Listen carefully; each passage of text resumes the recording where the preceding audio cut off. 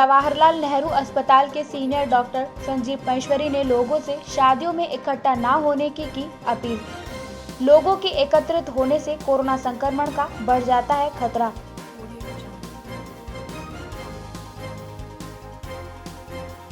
Tanishq jewellers Ajmer पहले से भी बेहतर सेफ्टी के गोल्ड स्टैंडर्ड्स के साथ तैयार है आपके आगमन के लिए। सुंदर आभूषण और बेहतरीन कलेक्शन के लिए आज ही अपॉइंटमेंट बुक करें। Visit Tanishq jewellers, India motor circle, Ajmer. Ajmer संभाग के सबसे बड़े जवाहरलाल नेहरू अस्पताल के सीनियर डॉक्टर संजीव महेश्वरी ने बताया कि जैसे ही शादियों का सीजन शुरू हुआ है, वैसे ही कोरोना संक्रमण होने का खतरा और बढ़ गया है। पहले से ही कोरोना के केस बढ़ते जा रहे थे, लेकिन शादियों के सीजन के चलते संक्रमण का खतरा बढ़ने की संभावना हो गई है। उन्होंने कहा कि कोरोना की चेन को तोड़ना है, इसलिए सरकार की कोरोना गाइडलाइंस के मुताबिक ही कार्यक्रमों का आयोजन करें, क्योंकि यह वायरस अन्य वायरसों की अपेक्षा काफ़ी तेजी से लोगों में संक्रमण फैलाता है। इसलिए लोग भीड़-भाड़ वाले कार्यक्रमों में जाने से परहेज करें। उन्होंने कहा कि पहले कोरोना की रिपोर्ट हमारे पास आती थी, लेकिन अब यह रिपोर्ट लैब से ही मरीज के मोबाइल पर मैसेज के तौर पर चली जाती है, जिससे मरीज घबरा जाता है और वह डॉक्टरों की सलाह लेने के लिए इधर-उधर घूमता है, जिससे कोरोना का संक्रमण दूसरे लोगों में भी फैल जाता है।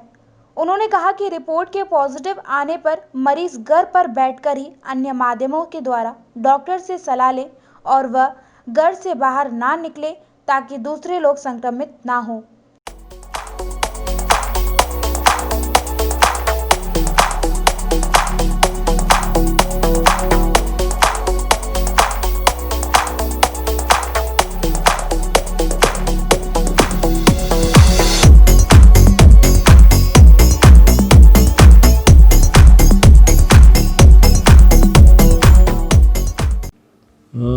दो तीन बातें पिछले कुछ दिनों में मैंने नोटिस करी हैं कोरोना को लेकर।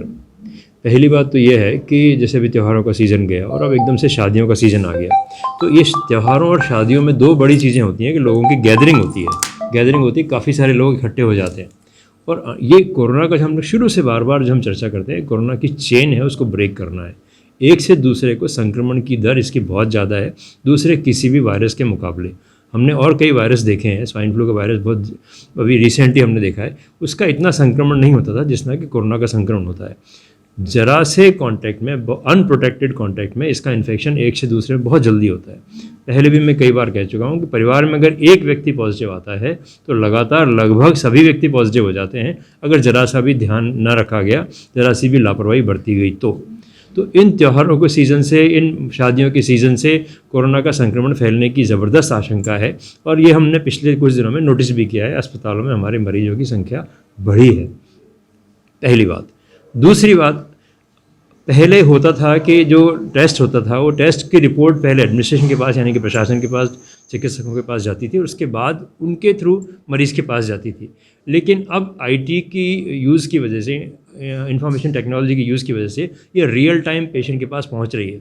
जैसे ही टेस्ट लैब में कंप्लीट हुआ और उसने रिपोर्टर ने उसकी रिपोर्ट, आईटी वाले ने, बंदे ने उसकी रिपोर्ट डाली, वो साथ साथ एडमिशन के पास भी जाती है और साथ साथ पेशेंट के मोबाइल पर भी जाती है।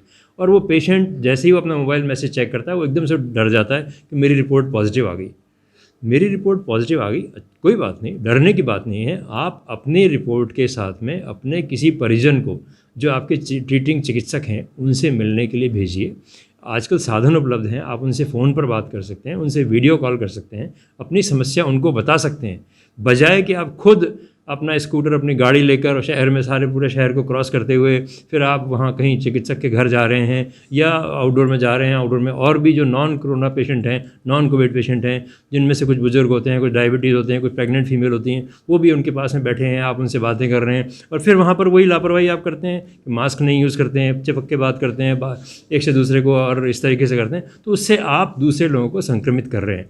आप स्वयं का नुकसान कर रहे हैं, परिवार का नुकसान कर रहे हैं, समाज का नुकसान कर रहे हैं, देश का नुकसान कर रहे हैं।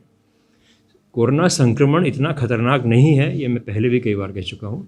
संक्रमण खतरनाक कुछ स्थितियों में होता है, जैसे कि बुजुर्ग हैं, जो comorbid diabetes, blood pressure, heart attack, बीमार, जो अस्थमा के पेशेंट हैं, मोटे लोग हैं, जो जिनके शरीर के वज़न बहुत ज़्यादा है उनको ज़्यादा खतरनाक होता है, उनको ज़्यादा नुकसान करता है कि उनके फेफड़े पहले से ही छोटे होते हैं मोटापे की वजह से।